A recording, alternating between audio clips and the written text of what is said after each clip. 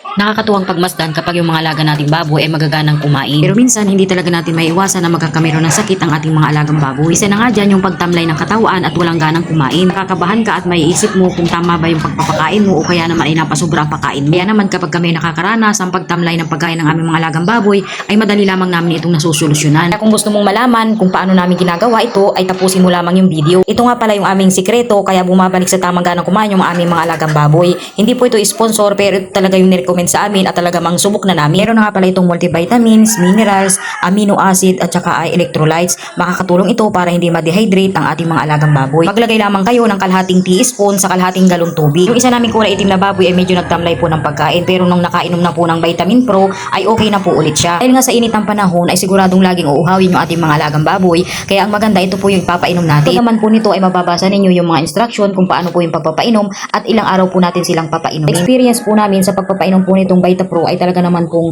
wala naman pong nagiging problema at nakakatulong talaga kapag mahinang kumain yung aming mga biik o mga baboy. Yung iba nga palang tips sa pag-aalaga ng ating mga baboy ay babahagi ko sa inyo sa susunod nating video. Salamat!